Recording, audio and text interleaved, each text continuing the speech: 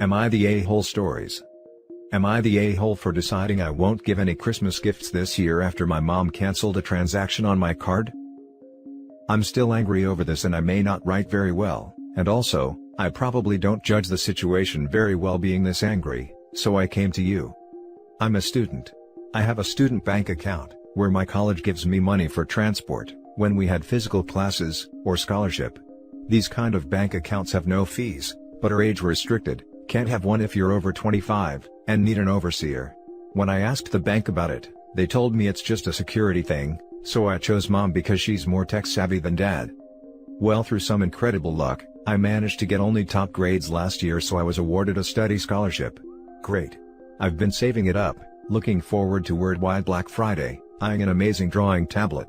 I do digital art on very old intros. The tablet I was eyeing is as big as my monitor, is a display one and all around amazing. Black Friday rolls in, and Amazon Germany, closest to me, has it in stock at an amazing price. A price I could afford.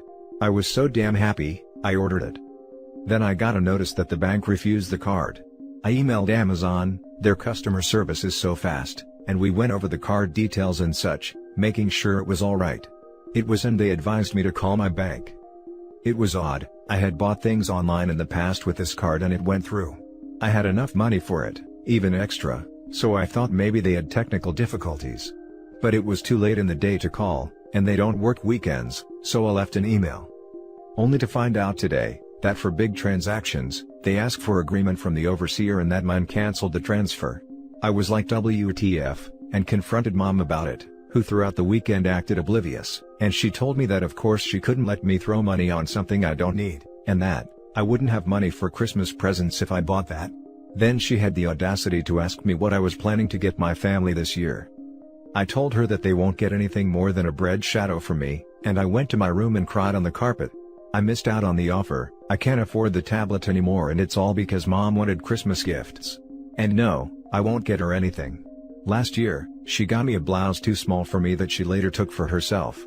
She can gift herself this year too. Bread shadow equals expression for nothing in my language.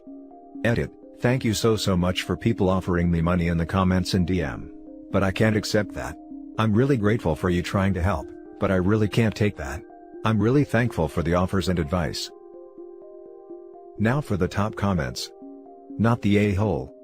I might have some sympathy for your mother if she vetoed the transaction, because she was concerned that you wouldn't be able to afford things you needed, but it was incredibly selfish of her to veto a purchase because she wanted the money to be spent on Christmas gifts instead.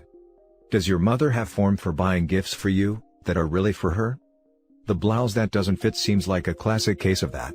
Given that, if it was a genuine mistake, one would expect that she would give you a gift receipt so you could exchange it for something that fit and that you liked, rather than commandeering it for herself. Well, I can't think of something she got me that hasn't become hers after the holidays. Only if it was something from them both, mom and dad, was left for me. Like the RC helicopter from 2 years ago.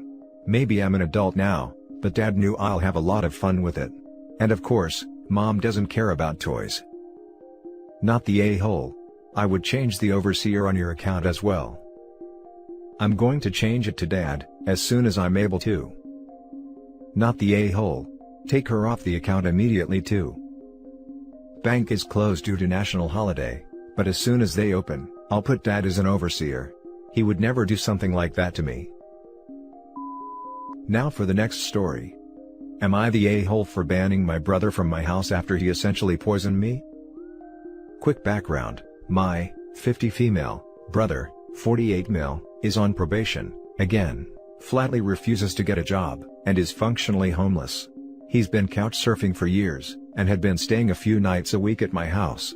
So, when my state locked down in March, my husband, 51 male, and I, decided he could stay until the order was lifted, provided he make every attempt to be in full compliance with the terms of his probation. I bought him a phone and put him on my phone plan, to help him with job hunting. He made no effort to find a job, and instead spent a lot of time baking. This becomes important. In May, the lockdown order expired, and we reminded him that he couldn't stay over anymore. He still came over twice a week. He'd often bake muffins while I was upstairs in my office. In September, I took a new job. He came over on my first day, which had started with me being so nervous that I scalded my mouth on my coffee. I was also in the throes of an allergy attack and congested. I told him I was busy with work, so he decided to bake muffins. A bit later, he brought me a pair of muffins. I noted that I could not smell or taste anything correctly due to the allergies and the scalded mouth, but I ate them anyway. He was very proud of them, so what the hell, right? Shortly after, his friend came to pick him up. I resumed my work, and soon began feeling awful, tunnel vision, couldn't type, heart pounding, head buzzing and throbbing, and developed a full-blown panic attack, sure I was having a stroke. I somehow managed to finish my workday. My husband came home from work, finding me in tears and begging to be taken to the hospital. He asked if my brother had been over, and said the whole downstairs smelled of grass. He said, "Your eyes are huge and you reek of grass." He called my neighbor, an EMT. She came over to check me over. Not a stroke, I was high AF. WTF? She walked me through my day, asked me what I had eaten. Oh. She searched my kitchen and found some batter drops and tasted them. She surmised he had substituted highly concentrated can of butter 1:1 for oil, which was why I was in such bad shape. I called him, asking if he had made magic muffins in my house. He asked why, and I told him that he had given me enough THC to knock an elephant out. Oh. My bad. I thought I gave you the plain ones. It took me 3 days to recover fully. On day 4, he came over and cracked, "Guess you fell apart, huh?" And there is when I lost my crap. My husband and I both have government-adjacent jobs. Had I had any on-camera meetings, I would have been fired. I told him he could not come back at all until he had a job, his own place, and was 100% in compliance with his probation. We could not afford to put our jobs in jeopardy. It's almost December. His friends are sick of his crap, and telling me I need to take responsibility and take him back in. I've refused. He's my brother, not my child, and I will not risk losing a job I worked really hard to get. Am I the a-hole? Edit. Thank you for your kind words and reassurances. It's painful to watch him walk this path, and easy to believe it's wrong to let him. I appreciate every one of you, even the cranks who accused me of making this up. Now for the top comments. Not the a-hole. It's not a joke to feed someone a substance they didn't consent to taking. And he's 48 years old. He's either more than capable of taking care of himself, or he should be. Not the a-hole. Dosing someone is a crime. Nothing less, and much more depending on the effects. Sounds like he's eligible for some county-provided free housing, if you know what I mean. It's always interesting when someone doesn't have enough money to pay for their basics like housing and food, yet always manages to find cash for what's really important in their life, like grass, cigarettes, tattoos. Not the a-hole. You've decided to stop enabling your brother. Sounds reasonable. Maybe at some point he'll realize he might not just be able to rent a room somewhere, but also keep a job if he stops buying grass. You gotta prioritize the important things. Not the a-hole. What he did is technically illegal. You can't put non-food items, like D's, in food that other people eat. It is a crime. It's the same reason why you can't legally put laxatives in food at work, if someone is stealing your food. The next story is titled, "Am I the a-hole for calling my mom a hypocrite?" My parents divorced when I, 16 female, was 5. They did not really get along all that good, though my dad did his best to make things better for me by trying. My mom got remarried 2 years later.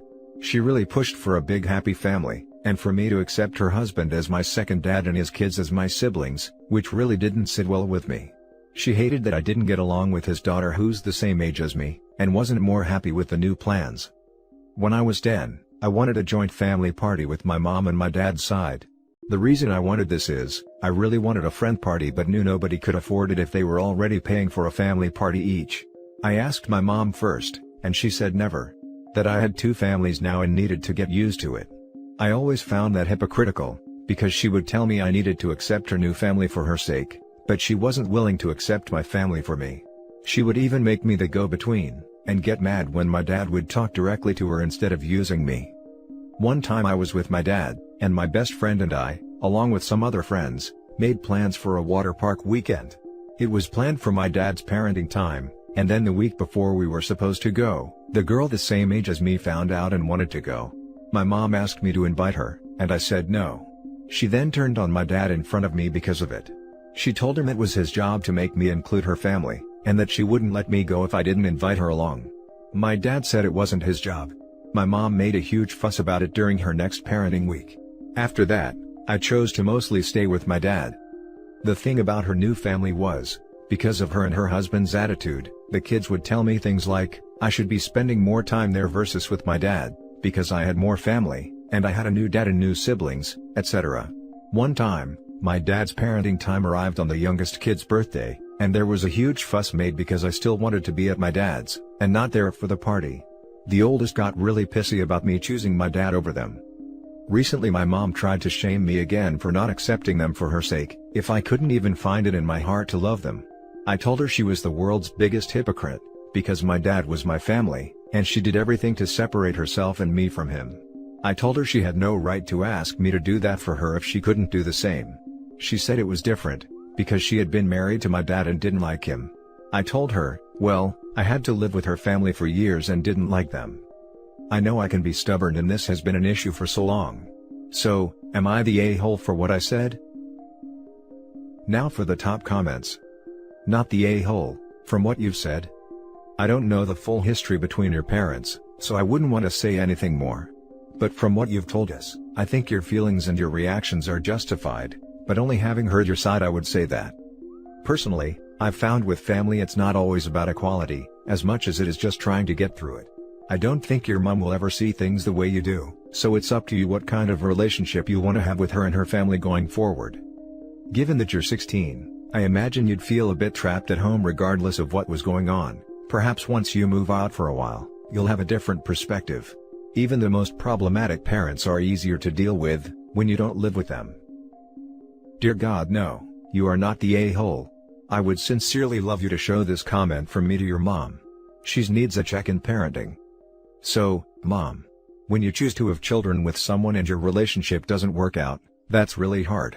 It is, however, your complete responsibility to always put your child's interests first. That means doing everything possible to not only maintain your child's relationship with their other parent, but to actively foster and encourage it. Your child comes before your own relationships, your partner, and your stepchildren. Your child has no responsibility to support your happiness. None whatsoever. Not only are you neglecting the needs of your child in this situation, but your behavior is actively harmful. I say this as a parent. I'm assuming you love your child deeply. So, support them in what makes them happy. Raise them to have the best life with the most amount of love possible from both their parents. Accept that you and your child are different people with different needs, and the responsibility here is completely on your shoulders. If this is too difficult for you to manage, please find a good therapist who can work with you to find a way through. 2OP, you're doing really well at standing up for yourself in a situation that's not your fault. Knowing what the right thing is here is beyond your age, so well done. Keep that relationship with your dad as best you can and aim for what makes you happy. Now for the last story. Am I the a-hole for telling my birth giver that she isn't really my mom? I'm 18 male, and my dad passed away the day that I was born. I have pictures of him and I idolize him, even though I didn't have the chance to know him. When I was 8, my mom remarried to her boyfriend of 10 years, yeah, she cheated. He moved in with his son the day I turned 9, and took over my birthday party as a relocation party. His son was 10 at the time and my mom slowly gave all her attention to my stepbrother. My mom spent more time with him, and helped him get along in life. My college fund became his, my room became his, my mom became his, and I went to live with my grandparents, Dad's parents. They took care of me since then, and I see them as more of a family than my birth giver. I call them Mom and Dad because they let me, and I grew close to them. Earlier this year, my grandma passed away and it hurt. I stayed with my grandfather and made sure that he was well taken care of. She had a will, and left everything to me because I'm the only person she was close to. I got a call from my birth giver, telling me that I should come home now and share my inheritance with them. This is the first time she contacted me since she shipped me off, and said I wouldn't give her anything. She got mad and went on a rant saying family is family, and family is supposed to look after each other. I told her to buzz off and that she wasn't my family. Her rebuttal was that she carried me for 9 months and took care of me. This made me upset because I don't care about the inheritance. I want my grandmother back, but that can't happen. I said she wasn't my mom before hanging up. I got a call from my stepdad later, saying I was disrespectful and I'm obligated to help them. I feel guilty and hurt, but maybe what I said was too harsh? Am I the a-hole for saying those things? I was hurt, but that doesn't give me a reason to be a terrible person. Now for the top comments. Not the a-hole. Your birth mother should be grateful you even took her phone call. You don't owe her, or anyone, anything. Her rebuttal was that she carried me for 9 months and took care of me. And then you dropped me like a hot rock for 9 years. Block number. Not the a-hole. You know darn well they'd be perfectly happy to go on pretending you didn't exist, if you didn't have something they wanted. You also know that's why your grandma didn't think they needed to be involved with the inheritance, not that they should have expected it anyway. They're not blood. Ignore them, and if they continue trying to harass you, look into legal options to make them back off, once and for all. All of this. Plus, this inheritance is from the mother of the son she cheated on. Egg donor can F off. Not the a-hole. Your mom treated you like trash, reallocated resources completely that were supposed to help you out, slowly shut you out of her life, and now she's asking why her now adult child won't help? Not the a-hole. She made her bed. She gets to come to terms with the fact she ran her son off. Right? The college fund wasn't enough for her, she wants to steal OP's inheritance too? Don't give in to her guilt-tripping OP, you don't owe her anything. And the next time she throws the "I carried and raised you" card, tell her that doing the bare minimum as a parent doesn't count. As for stepdad, you have zero obligations to him too. He can kick rocks. And that's it for this video guys. If you have thoughts to share, leave a comment below. Don't forget to hit like and subscribe if you like this content. I'll catch you in the next one. Good day everyone.